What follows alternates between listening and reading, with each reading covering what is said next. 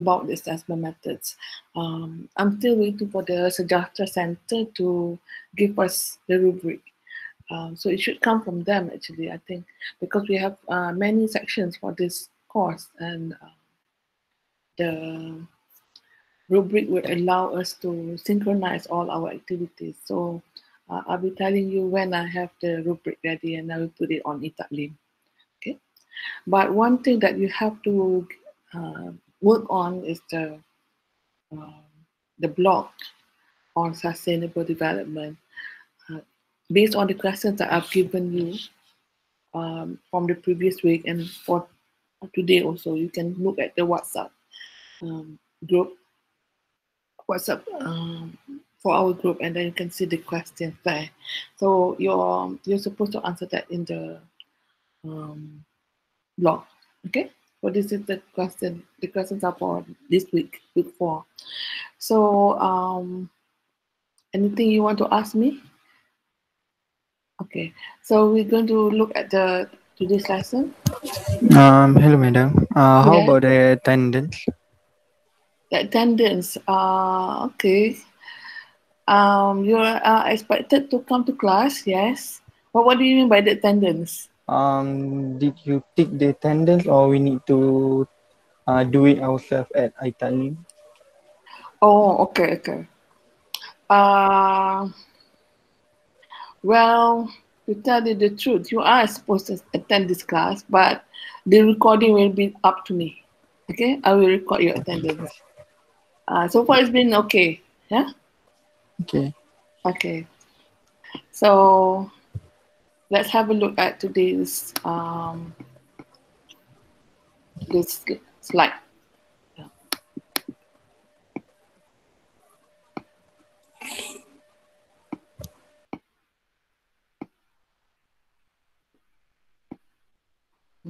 Okay, this one.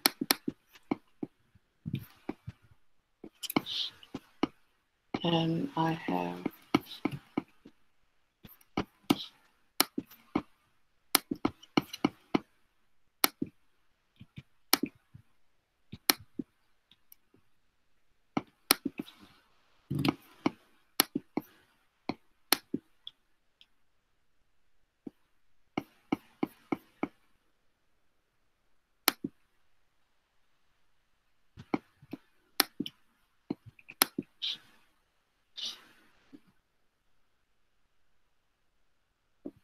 okay. So for today's lesson, we are going to learn about the framework of sustainable development, but also look back to the history of sustainable development, how it first appeared and from where it came from. So in this um, tracing of the history of sustainable development, we'll be looking at the key conventions, declaration, agreement, framework for sustainable development, and so on. Because apparently, well, obviously, it didn't come from nowhere, right? It is what do you call that? The last phase, or the latest, not the last, but the latest phase in lifetime work by the UN to achieve several goals.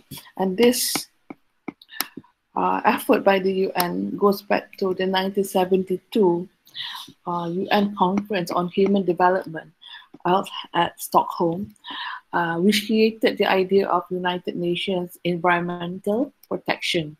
So the idea that environment should be protected um, from human destruction, or from destruction caused by humans, could be traced back to 1972. And then in 1987, World Commission on Environment and Development published Brundtland Report, Our Common Future. So this is a report on the condition of the environment at that time. And apparently, there is a lot of, there is some kind of realization that the world was facing environmental problems at this time. And then this realization also led to the Rio Earth Summit, which published Agenda 21. So Rio Earth Summit is something that is, what do you call that? I think it's frequently mentioned or I think must have been heard by you, before. So it is a very important event, and more. If you want to know more about this Earth Summit, then maybe you can have a look at the internet. You can find that in the internet on Rio Earth Summit. And then in 1992, UN Framework Convention on Climate Change also. And then in 1997, we have Kyoto Protocol. So now this is quite often to hear about Kyoto Protocol, about the climate change. So this concern for the climate, for our environment started a long time ago. I think around the time when you were born, right? Or maybe a few years before you were born. So this Kyoto Protocol especially talks about the regulating and lessening the greenhouse gas emission, which is the gas that we produce from our industrial activities and so on, that could not dissolve in the sense that they cannot be they retain the heat that comes from the gas. The gas properties does not allow it to dissolve into air, because the heat that the gas emission brings remains on Earth, and it's causing a major problem in terms of our climate. It's heating up our Earth. So we're having some problems with greenhouse gas emission. Okay. So in 1992, UN Convention on Biological Diversity also appeared. And 1995, UN Convention to combat desertification. Desertification is when the land becomes arid, becomes dry, as a result of environmental pollution. Millennium Development Goals appeared in 2000, which aim to improve our lives, and in terms of providing food, in terms of limiting human pollution, and so on. So after that, we had Johannesburg Declaration. So all of this underpin national policy planning, because we want to talk about environment in Malaysia or in Singapore, in Indonesia. We have to refer to all of this because these are UN conventions. So all our countries are inside, are members of United Nations. So our countries have to make sure that we meet the goals of the United Nations, and we can move forward as a whole world, to improve our lives. So this is the processes of nationalizing international regimes. So what you have here at the bottom here is our Malaysian national policy. So maybe in the other countries, in Singapore and Indonesia, we might have slightly different time frames. But here is our international events that have structured the national policies. For example, the UNGS in Stockholm. It happened in 1972, the event that I was talking about just now. So in 1974, we did an act. An act was passed regarding environmental quality, and then after the Rio Summit and after Kyoto Protocol, we had the National Biodiversity Policy, National Policy of Environment that appeared after the UN Millennium Summit, and so on. So these are the policies that go on hand in hand with what had happened in the UN. And we have natural capital. All of these natural capitals are regulated under the conventions. The ecosystem is mentioned, and to develop or sustain the ecosystem, you have to provide services such as nutrition, materials, energy. and then to regulate and maintain services, um, where you regulate mediate waste, toxins, mediate flows, maintain safe conditions, and then as well as the cultural services, where you have physical and intellectual um, services, spiritual and symbolic also. So as well as abiotic services, abiotic means something that is not related to living things. Or organism. Yeah? So we have in abiotic services, greater regulations of um, disasters, how to respond to disasters. And Sendai framework is based on a convention that was held at Sendai, Japan.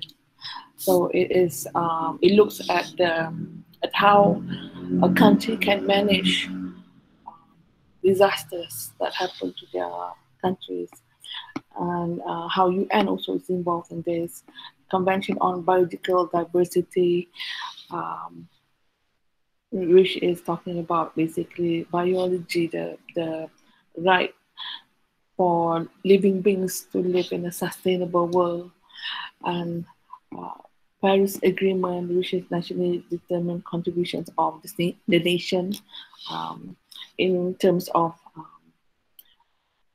having less gas emissions, improving the climate change. I'm sorry, improving the climate so that we can somehow try to tackle the climate change that we are experiencing. So the Addis Ababa action agenda also, I think, is asking for various financial measures to help to combat climate change, as well as all the other problems that the world is facing right now. And all of these, what do you call that, conventions, all of these frameworks, they are meant for us as the world um, to be able to achieve the sustainable development goals by 2030. That is our agenda for 2030. We'll be able to achieve all of this. So this is another declaration. I mean, another example of what went on in the years leading up to now. Yeah, and we have some kind of summary of what went on in the Stockholm Declaration, which is often talked about. You know, people mention Stockholm Declaration. What is that? So in this class, we're going to learn. We are learning what is Stockholm Declaration. It's a common principle. The aim of the Stockholm Declaration is to have a common principle in guiding people towards environment preservation and enhancement. The principle focus on policies, formation, planning, and management, awareness, and environmental education. So basically, the same thing: environmental preservation and enhancement, education. Provide guideline regarding in the Tbilisi Declaration, provide guidelines regarding environmental education that involve all level and all age groups. Yeah.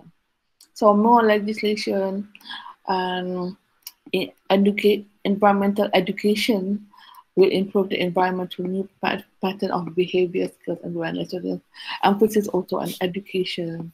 The Talorais Declaration makes university an important role in education. Here we have an emphasis on university as a place where we educate students to achieve the sustainable behavior and for them to instill in themselves a sustainable behavior and so on.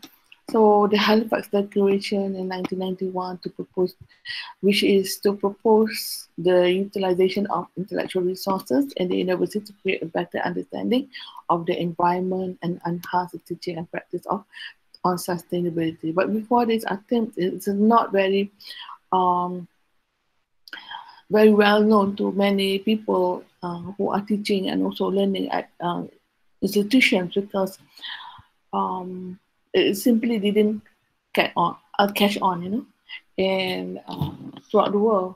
But it is slowly now gaining momentum. So we're now um, seeing many universities implementing sustainable development. So, report on the United Nations Conference on Environment and Development appeared in 1992, and so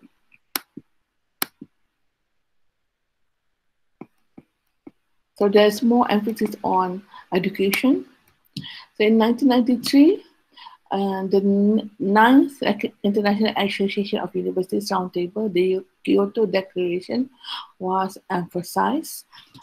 Is to promote sustainable consumption on campus operation, education through teaching and environment programs utilizing the intellectual resources, interdisciplinary and collaborative research program, increasing public awareness. So you have this emphasis here on um, education for sustainable development at universities.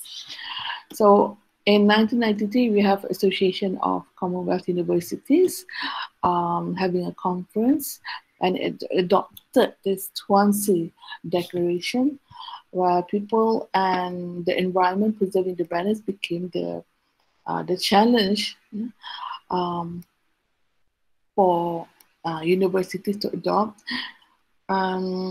Here we have several goals: interpret more about sustainable development, promote sustainable consumption on campus operation, upgrade the capacity of university in education and research, involving all bodies in action towards sustainable development and policy making. So campus assessment. But then later we have in 1994 the Copernicus Charter, another university charter for sustainable development, and it included institutional commitment, environmental ethics, education, program in environmental education, interdisciplinary spreading of knowledge, and so on. So we have this continuous, what is happening here, we have continuous pressure for university to adopt these sustainable development goals. But that is not happening.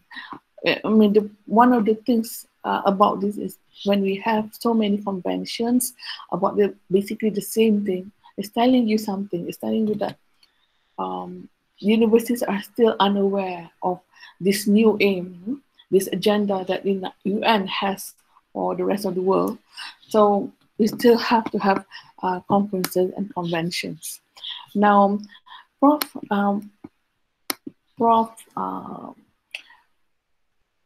Zulkifli Abdul Razak is somebody who has involved himself in the in this convention, and he was the man who took up the idea of sustainable development from this convention and brought it back to Malaysia, and he wanted to create a local a local interpretation of sustainable development, and he came up with the idea of sejahtera. So you can see several newspaper cuttings wherein he talks about sejahtera.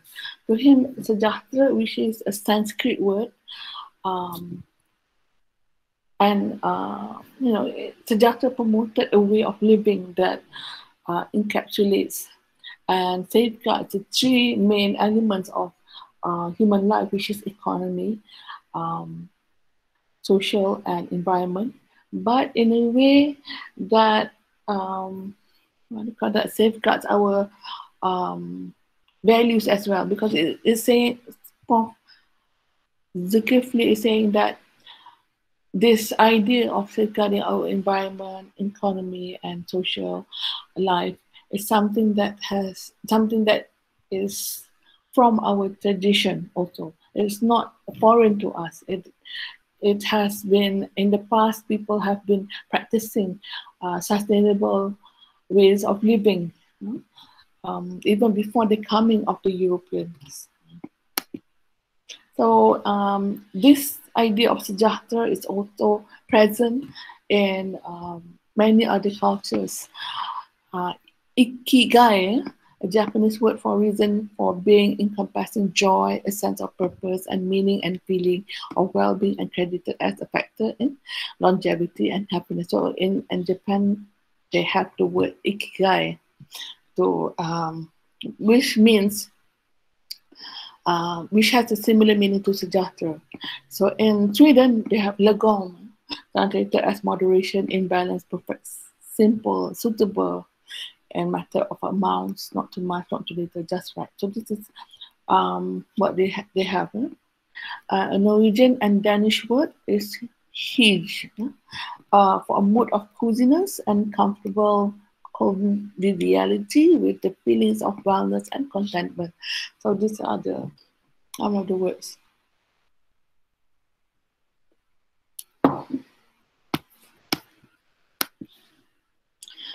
So in this Sejahtera framework, it has uh, 5 major components that are based on Maqasid Sharia.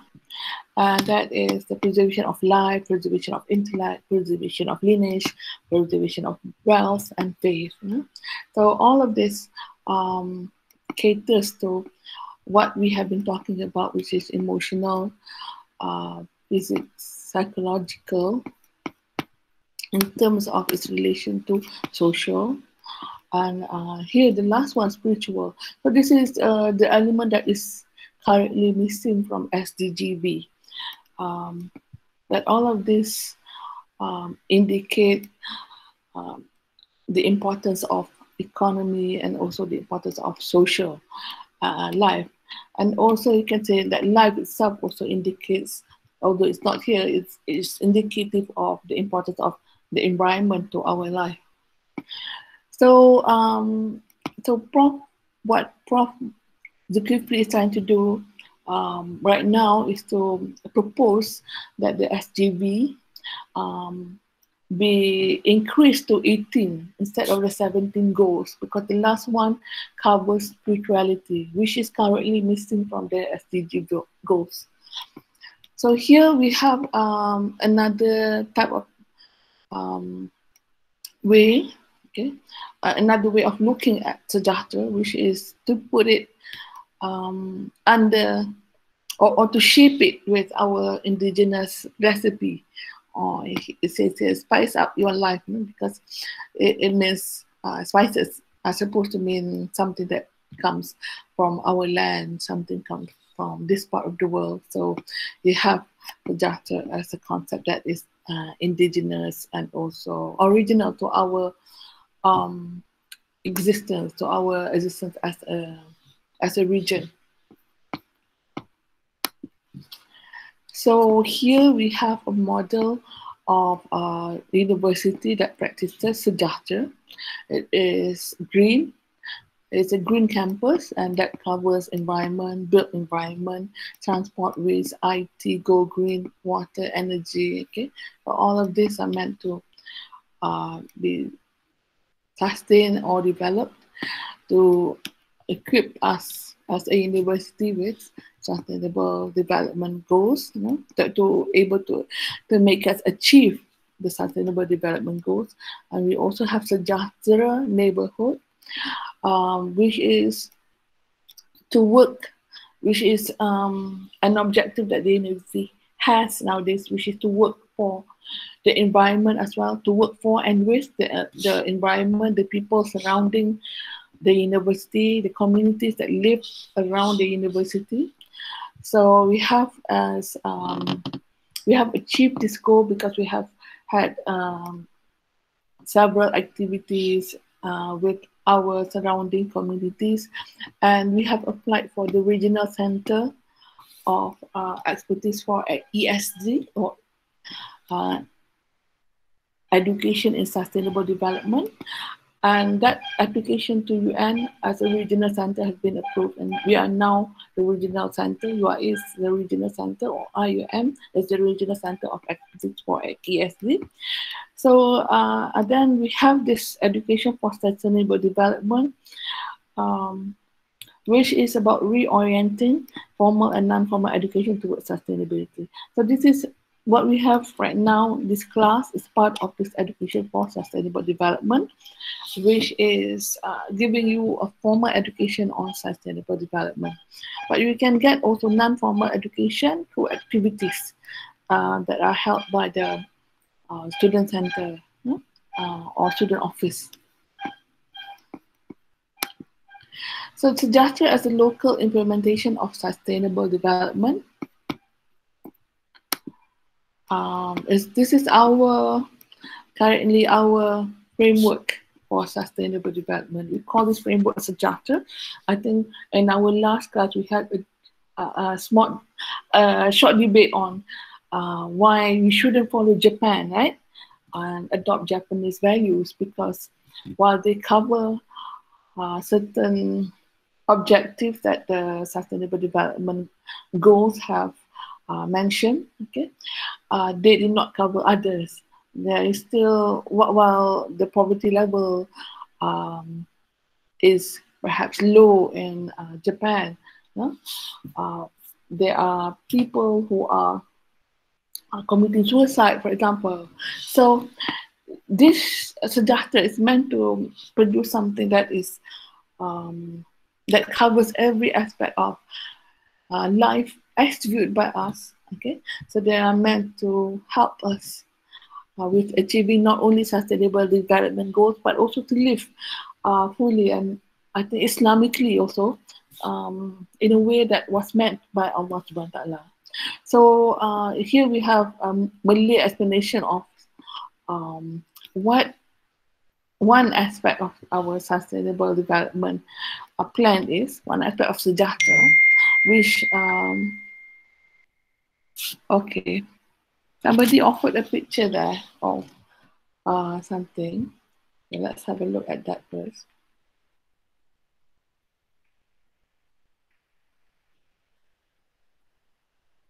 Okay, academic calendar, yeah. Okay, thank you very much for that. So here we have a combination of things that Prof. Zulkifli would like to include in our um, sustainable development program or Sejahtera. So one of it will be to achieve the 5 wisdom of falsafah pendidikan kebangsaan, or our educational philosophy.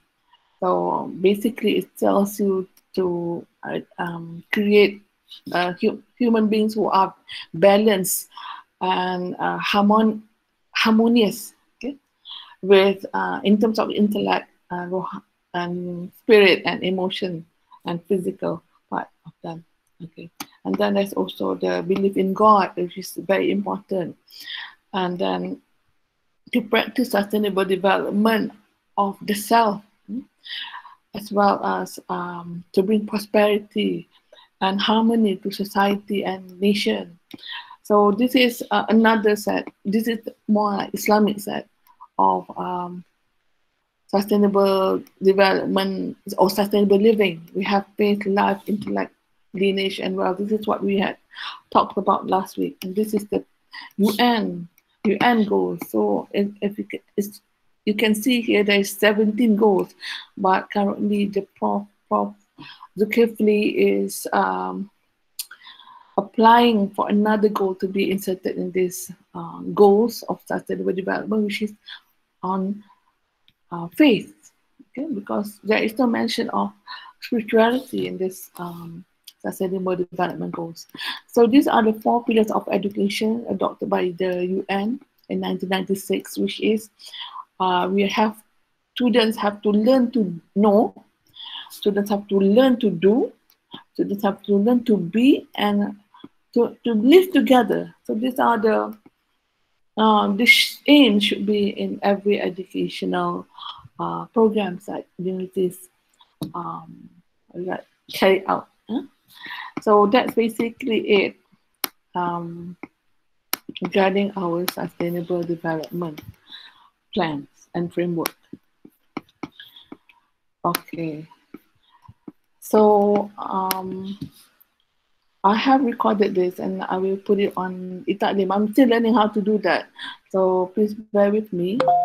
But do you have any question so far about what is happening, or what I had just explained to you? That's basically, when I look at some of the conventions and frameworks, they are just basic outlines of what the countries are supposed to achieve. It cannot really, I guess the details would have to be worked out by the countries themselves, but the outlines are there, like Kyoto Protocol, and also um, other conventions. What they say, Sendai Convention. It's just some basic outlines, okay, about how to achieve the Sustainable Development Goals. Does anyone here have a question to ask? This is not going to be asked in any exam, okay? It's not going to be asked. The very basic of the Kyoto Protocol. I'm not going to ask you about what is the Kyoto Protocol. You have to explain to me all the details in Kyoto Protocol. That's not going to be in our quizzes, for example. But what can be in our quizzes, because we have to talk about quizzes and all that, could possibly be the more, what they call that, the more general questions, yeah, about what elements are important in sustainable development.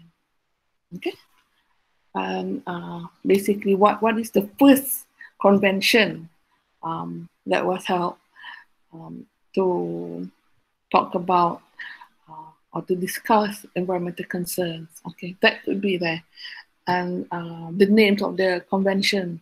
Okay, and so on. So we're supposed to do. Do you have any question? If you have any question, you can type or you can talk. Now we are supposed to see also some videos, okay, for our class today. So that's what we're going to do. If you don't have any questions to ask, let us have a look at this, some videos. Now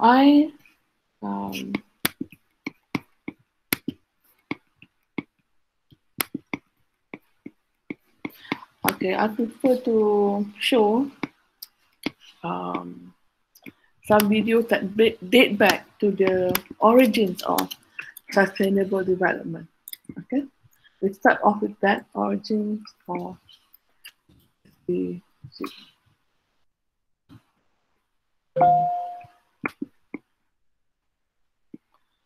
Okay, that is origin.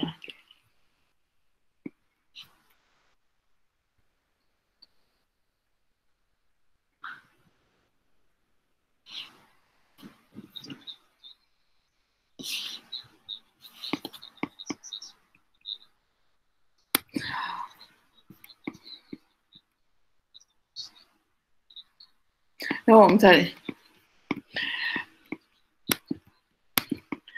Okay, sorry. This is we need to go back to the Millennium Development Goals because this is the origin, the point of origin for SDG. Okay.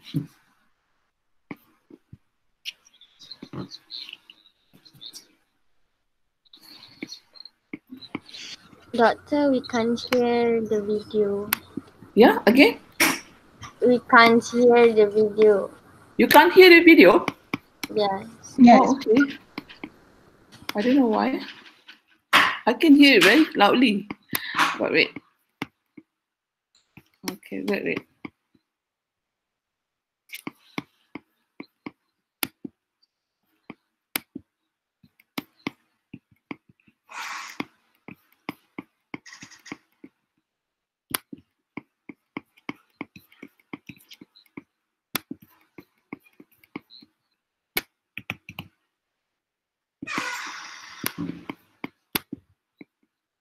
Can you hear now?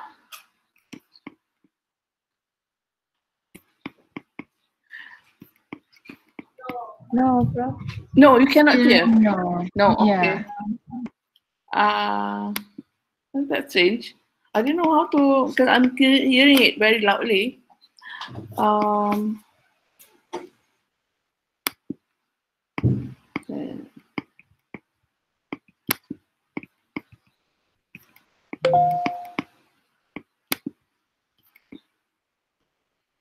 That could be the problem.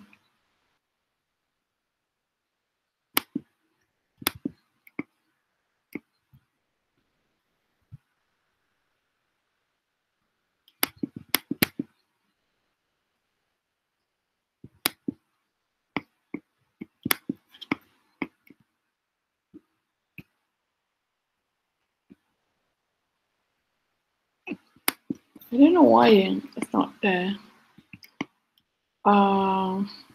Doctor, is there any captions on the YouTube video? Okay, I can try to switch on the caption. Okay, thank you. Can you hear? Can you look at the captions? Yes, doctor. Okay.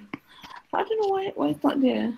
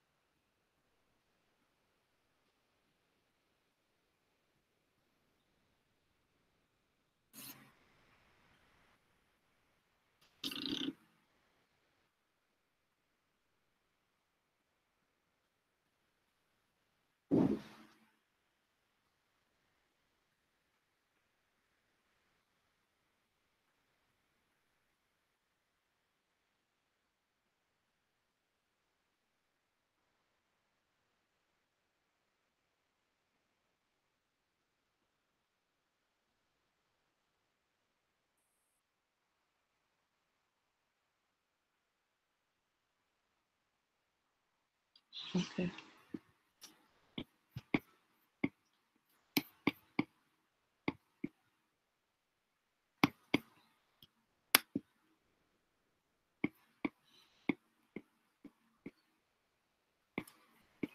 Okay, so let's hear from Origin of Sustainable Development Goals.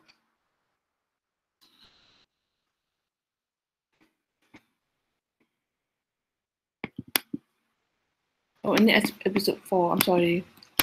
Yeah, it's episode 3. Only yeah, episode 4.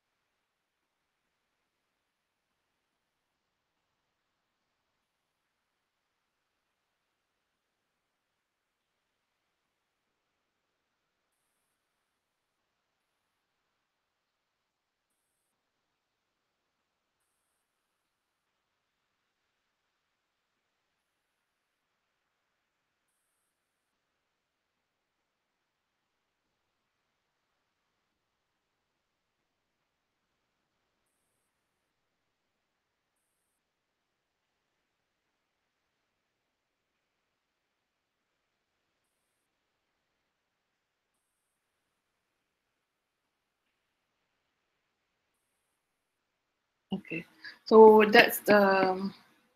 Okay, I'm sorry, we couldn't hear that. Um,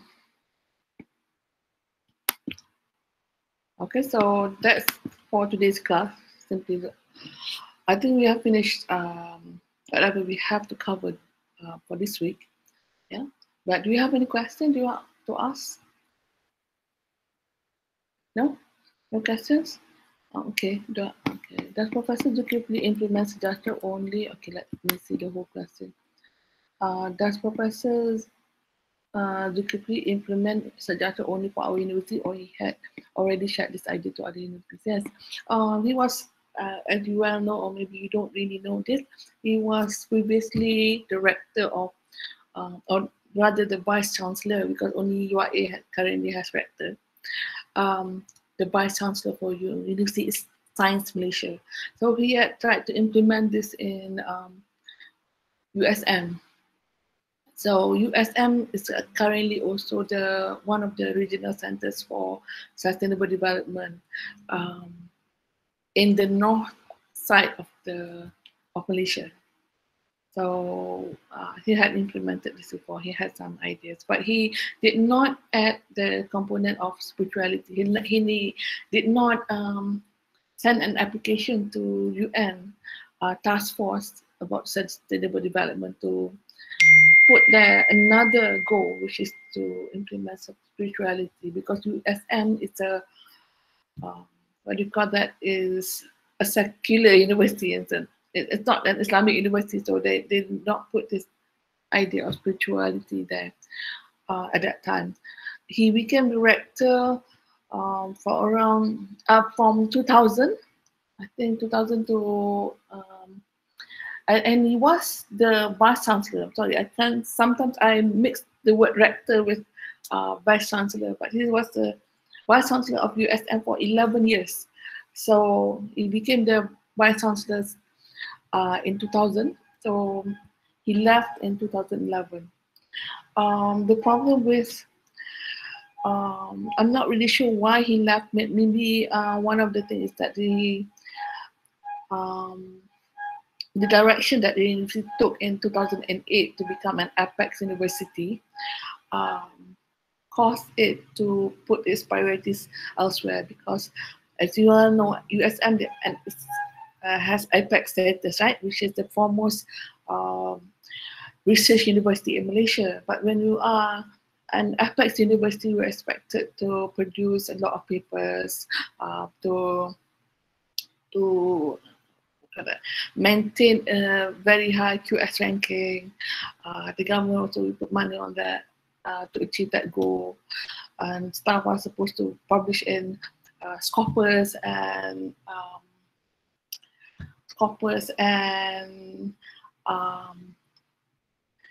what do you call that, ISI or WS index journals. So all of this will and has what do you call that, shift the attention to academic work rather than on community engagement. So as you all know, also maybe you don't know, maybe you know about this. When you have sustainable development goals, you want to implement those, you have to talk about community engagement, because it's about lessening the number of people who are hungry, for example, lessening the number of poverty levels. No, you want to distribute wealth more to those who are in need and things like that. So Prof. Zulkifli does all of this through community engagement work, and he encourages staff to plant, for example. That's what is happening in UIA right now. They have gardens, they have community engagement, they have food distribution, for example, to those who are in need. So it's impossible to be good at both, to be good at academic work, publishing in Scopus and ISI, because some of these Scopus and ISI also ask for money when you want to publish. You don't get money. Students get this mistaken assumption about publishing, because they think that once a person publishes in an ISI journal or Scopus journal, the journal will pay the lecturer or the student. This is not true. The student and lecturer does not get money. In fact, some of the journals, some of the periodicals and all that, they require money from those who are publishing with them. So you publish with them, you give them the article, and they get money some more from you. Okay, so after that they will sell your article. If another researcher would like to read from your writing, that researcher will have to pay also to read your writing from their company. So at the end of the day, it's the companies that make a lot of money, and it's the universities that suffer, because in order to get a good ranking in QS ranking, you have to have many articles being published.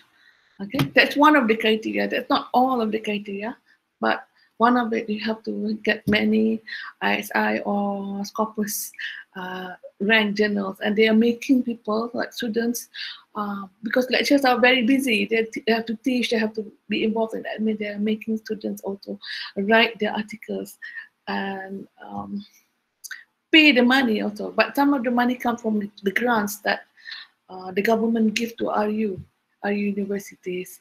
So, but still the students have to force themselves to write their articles, and sometimes they have to appear, their names have to appear in the second, as the second writer.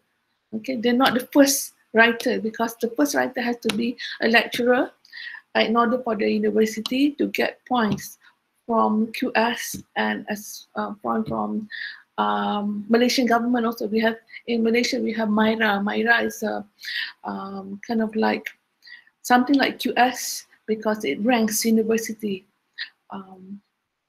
So that is the problem right now, because you cannot be both sustainable. You cannot be an institution that promotes sustainable development, at the same time be a research university, because these two goals are not compatible. You know? Okay, any questions about that? Okay.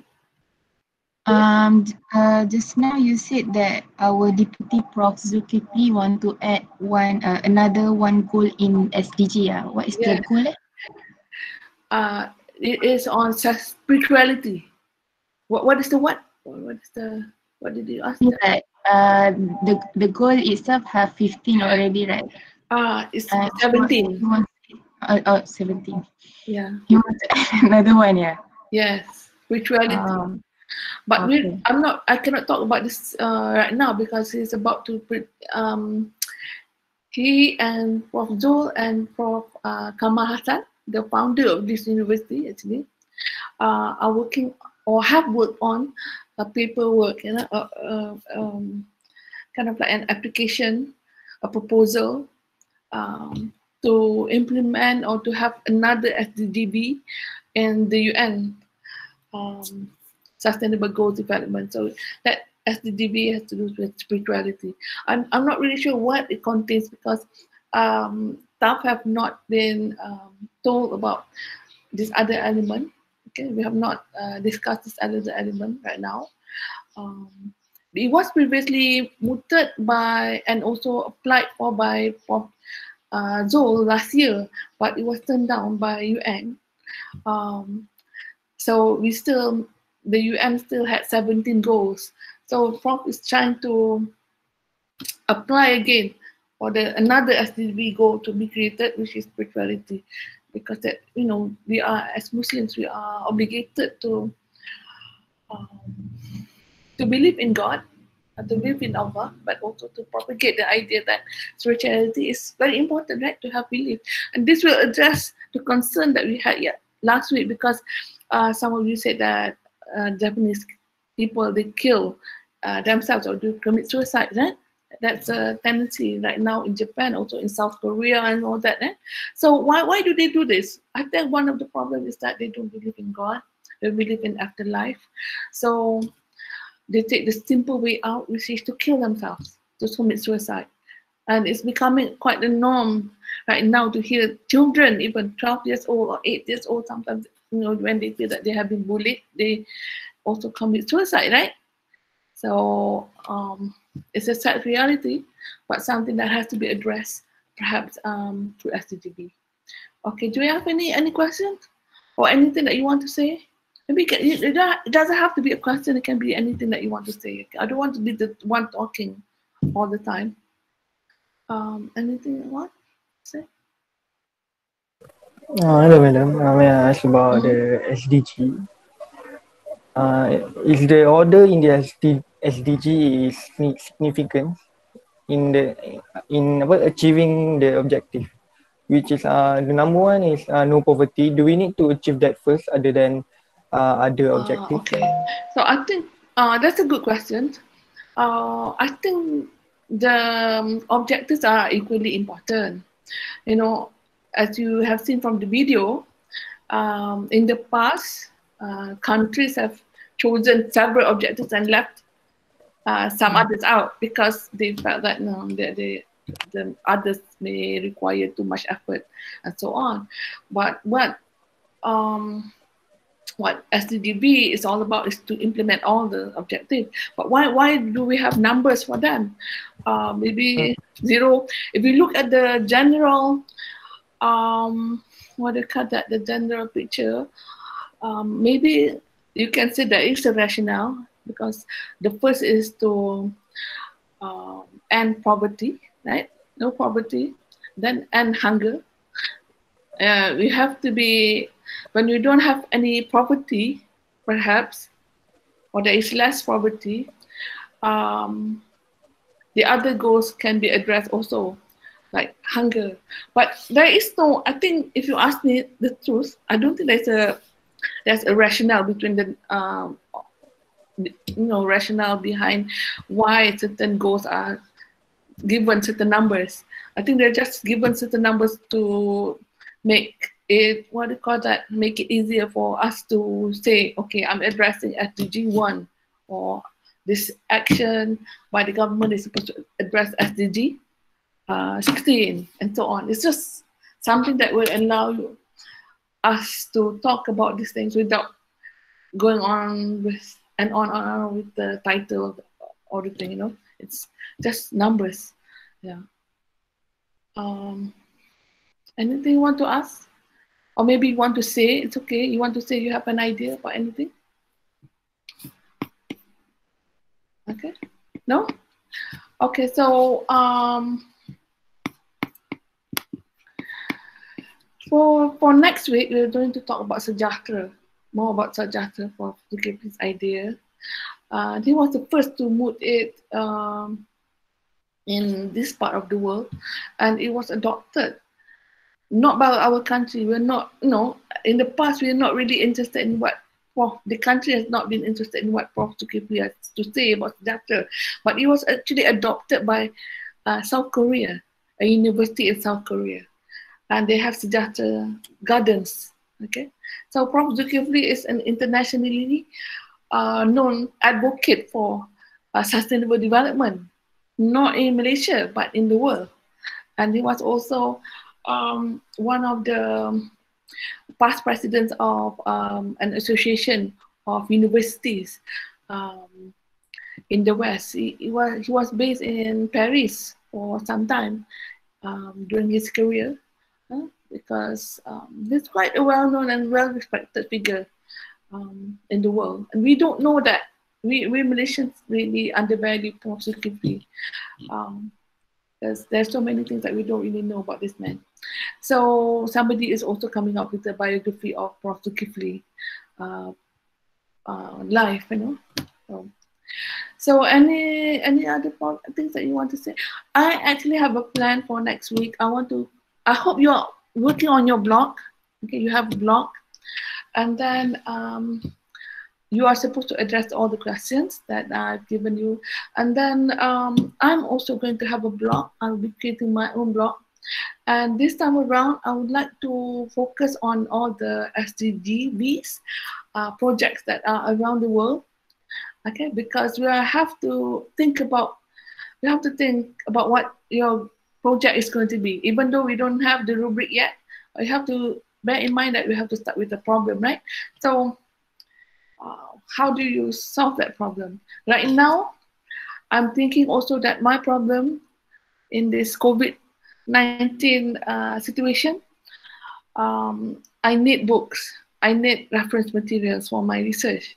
But the libraries are closed. I cannot go to the library. I cannot borrow books. Okay, so I have to think about solving that problem. So if you have a problem, you can think about it. Maybe it's in relation with your COVID situation. Okay, so if we don't know when this COVID thing is going to last, right? Some people are saying that it could last until you all graduate, no? Maybe 4 more years, or 3 more years, some more. So you have to think about how you're going to survive in this COVID-ridden world. Yeah, so that could be part of your problem also. So I'll be asking you to look at my blog once it's done, when it's completed, and you can see some examples of SDGB project around the world. Okay, for you to give you inspiration about what to do for your project. Okay, so anything else you want to say? No, if not, then I would say thank you for attending this class. I'll be shutting this Google Meet meeting. Okay, if you don't have anything to say. Okay, so I don't hear. Prof, Yes. for the video, Video. Yeah, yeah. What do you want to say? Oh, okay, I cannot hear you. Okay, now I can hear. Yes. oh tak dengar. Now I can hear. Prof, here, actually we want to ask regarding apa video video, do we need to make any video for this subject? Okay. About the video, if you see from the assessment list, there is proposal, right? Proposal for you. You have to write a proposal. They are, when I had attended the meeting, they said that the proposal had to be in a group, you know. But some of you obviously are not on campus, so you have to do it individually. So you have to come up with the proposal, and then you have to come up with an execution of the project. So that execution of the project would require a form of video, because we're doing everything online. So you do have to come up with the video. That's why you're on campus also. I was told that the first year student yourself are going to be on campus because of the projects. You have to do it on campus and then take pictures, take a video of your involvement in the project. So do you know how to come up with the video? I mean I want to ask, so in the video we have to find out the problems regarding SDG in our campus, something like that. And also what you have done to address the problem. So maybe pass and can take a video of what had happened before you committed the project, okay, before you launch the project, and then what happened during it and what happened after it, okay. So like that. Okay. So I don't know about you, but you know, if you have problems, do you have problems coming up with the video? No, we don't have any problem. Okay, they're all video, very well versed in making videos, right? So I have the problem. I have the major problem. I'm old and I don't know about the techniques and all that. But I'm coming up. I'm learning. So anything else you want to ask? So Prof, tadi tu individual lah. What is individual? The video. The group No. If you are doing it in a group, then in a group, it's a group work. Okay. But I can see some people who are from Singapore, living in Singapore, living in Indonesia. Obviously, they cannot do it in group work, right? So these people will have to do it individually. And Brother Said also was doing it, was living in his house. You know? So how can I ask him to do it, to come to UAE to do it together with you? I don't think it's possible. I don't think they allow students to enter the university. So you have to do it individually. But how, maybe a minor project will do for the individuals. Huh? Prof, Yeah. when is the submission of the video? Okay. Normally we ask people to submit in the end of the week 12 because we have 13 weeks. So obviously you cannot submit during the 13th week because I have to submit marks for your camp and all that. So it cannot be the last week. It has to be the second last week where you have some time to do it, and then I will have time also to mark it. So it will be submitted with the proposal also? Yes, the proposal has marks and the videos, the execution of the project has marks also. Okay, Prof. Okay. So we have to come up with what is to do, right? That's the thing. One thing is to ask yourself whether you have any problems, and then maybe I hope that my blog also and other people's blog, I will ask you to go to other people's blog about the problems that they have solved. You can gain what do you call that inspiration from these blogs. Okay, anything that you want to ask? Doctor, Yes. can you hear my voice? Very soft. Your voice is very soft. Okay. So like we have to wait for the specific instruction for the video, right? I think that you want to start filming already. Okay, I have emailed the Sejahtera Center last night, so I'm still waiting for them to answer. Normally they will answer very fast, so I hope I get the answer by next week. But you can, if you want to, why not? Why not? If you want to take just a picture of, just to make a short video of the problem. Is it what do you call that? Is it people throwing rubbish at certain places where they shouldn't have, or maybe some other problems, empty food boxes. There could be a problem also, right? How can you make sure that only people who need the food receive the food, right? Okay, is that an app? If possible, you can also come up with the solution. If you are ICT, and I think you have one student who's doing ICT, or maybe those who are not doing ICT, why not you learn how to do an app and then come up with an app? Yeah, but you have to pay money to get the app to be online. Okay, but you can come up with the various ways that the blog that I want to create will give you some ideas hopefully. So if you know how to sew, if you can sew bags to help with the environment, I don't know. There are so many things that you can do, but can you really do them? That's a big question, right? Do you have the resources to do them? Okay. So especially now during the COVID era. So that's an interesting question, big question mark that awaits us. Can we carry out the project?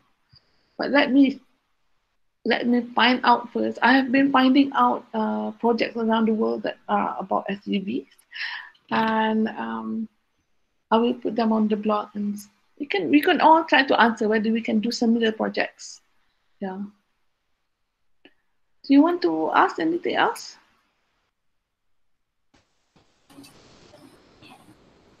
Apa dia? I'm hearing excerpts there from somebody. Mental health also, if you want to, yeah. Do you have a question? Yes, Prof, I want to ask. First question is can our group, I mean, the idea for the problems SDG, can it be the same with another group? Okay. I think that's not a problem to be the same with other group. The idea, but maybe, I think that's not a problem. But it's going to be rather But that will have to wait for the rubric also, right? What did they write about the rubric? Is that one of the requirements? If one of the requirements would be about creativity, so obviously if you're doing something that is similar to other people, then you like creativity, right? Yeah. So it will have to wait for the rubric. Yeah. But do something that can help you if you feel that living on campus, and who knows when this will last, right? Okay, can last a long time. Um, is there a way for you to maintain your general health, for example, or maybe there are problems associated with living on campus that you need to address? Is it, for example, if you have to walk to the main buildings, is that a problem? How can it help? How can we offer some help for that? No, I don't know. We can find this. Or can try to find problems. Okay. Madam, how many percent per each group for the video? I don't know about that. I have to go and see the rubric first. I don't want to say anything at this point because I don't really have any information that I need. So after receiving those information, yeah. So anything else? Anyone wants to ask?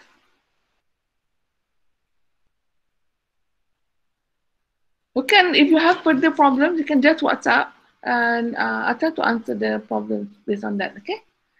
So okay, I think that's all for today. I hope to see those, especially those who are from, living outside of campus. I don't want them to feel that they are being left out of this project, because right now everyone is living with the constraint. Either if you are living on campus, which presents some problems also, or outside of campus, which has its own unique problems. So I hope everyone's problem will be solved soon. Okay, so thank you for attending today's class, and see you next week. Okay, Thank Okay, you, thank you, madam. Thank you, Prof. bye. Bye-bye. Thank you, Doctor. Okay, bye. Thank you, Doctor. Thank you. Assalamualaikum. Waalaikumsalam.